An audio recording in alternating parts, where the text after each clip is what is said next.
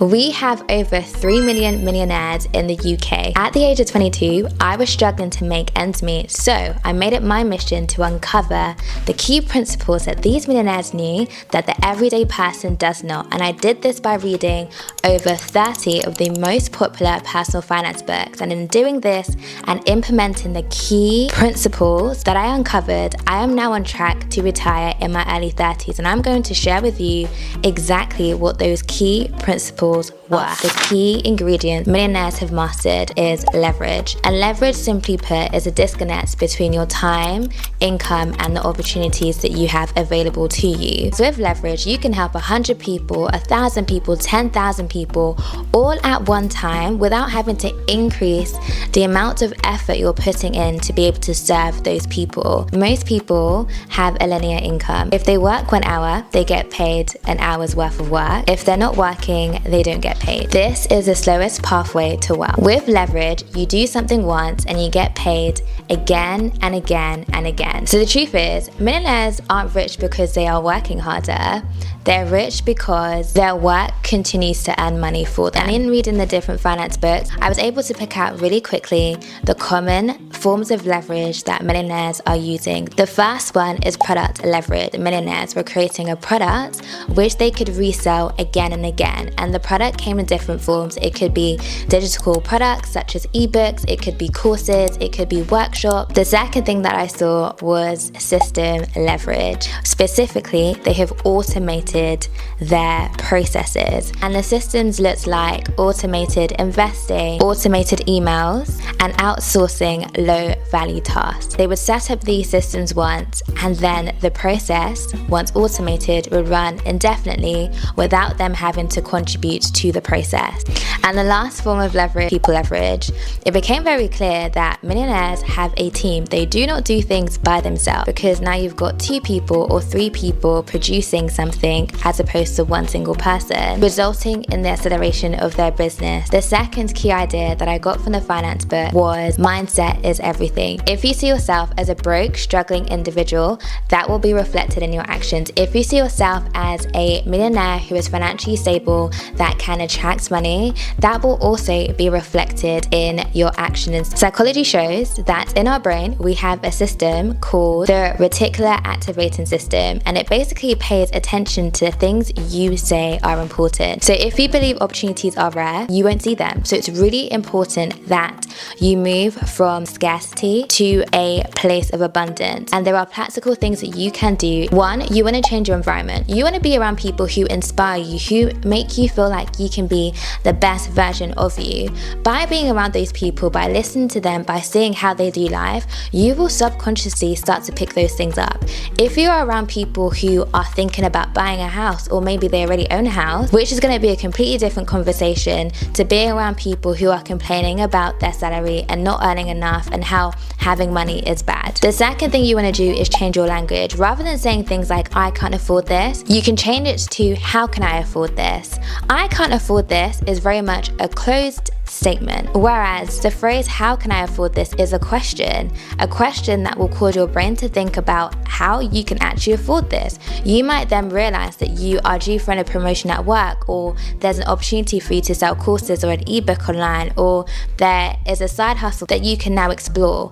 And the last thing, you want to track opportunities and not just your expenses. When you have a scarcity mindset, you're probably thinking about how you can save money. There's nothing wrong with that, but you want to pivot into a mindset of abundance and possibility. You also want to make a note of any opportunities and possibilities that you have seen in the week. If you aim to write 3 down, it will completely change your perspective on how you see life, because you'll be looking for opportunities which you can get involved in to add value and to become a person of value. And before you know it, that will naturally become the person that you are. The third principle, honestly, moved the needle the most for me was investing is better than saving. thing. In my early days as a doctor when I was struggling, I thought the only way to build wealth was to save. So I became the best saver, and I was also the biggest saver. And I'll be so honest with you, when I would see the money in my savings account, I felt like I was making so much progress, but that was honestly the most detrimental thing that I did in that season of my life, because saving alone does not make you rich. It doesn't make you a millionaire, and it certainly does not give you the financial freedom and early retirement that you are looking for. So after reading Rich Dad Poor Dad, I sat down to evaluate my life. I really thought about the definitions of assets and liabilities. An asset is something that makes you money, and liabilities are things that take money away from you. And at that time, I had loads of liabilities, but I barely had any assets, and it was really important that I flipped the switch if I was serious about pursuing early retirement, and that's exactly what I did. And there are different things that count as asset: index fund, stock, real estate, digital products, content businesses, even your education and skills. Those count as assets because when used or if invested in, they have the potential to make you more money. In reading the different finance books, I learned that the true secret is having more assets than you have liabilities, and then using the money generated from your assets to cover your lifestyle. So there's nothing wrong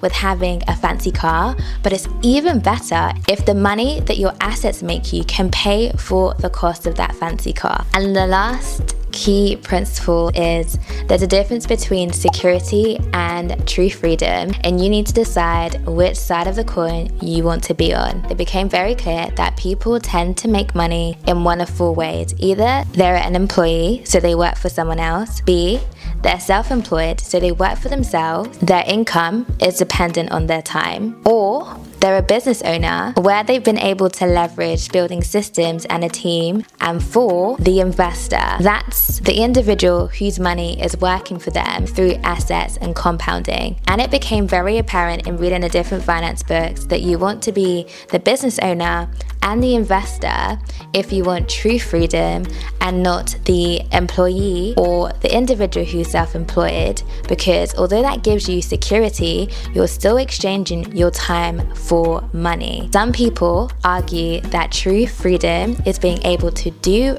whatever you want to do with your time when you want to do it without having to think about the financial implications of that decision. And it's so interesting because a lot of us can relate to being on the side or being an employer or being self-employed. We're taught to go to school, get really good grades, go to university, or enter into a good career and figure it out from there. So I'm not saying that you need to quit your job tomorrow in order to go from security to true freedom. One thing I want to leave you with is the importance of the mindset and the skills you need now in order to transition from the side that you are to the side of true freedom. And that involves all of the other principles that I touched on. So in short, being obsessed with money isn't about being greedy. It's about giving yourself options to walk away from things that don't serve you and to put yourself in situations that make you thrive. I went from being a doctor in her early 20s who was tired and not quite sure what she wanted to do when it came to her financial health, who is now thriving because she took time to invest in her personal finance literacy. And in this video, I have summarized the key concepts and ideas that have really moved the needle and have helped me be on track to retire in my early 30s. Let me know what you think of these different principles, and if I should also do a part 2 on this video. And if you haven't subscribed already, make sure to hit the subscribe button, and I'll see you in my next video. Bye!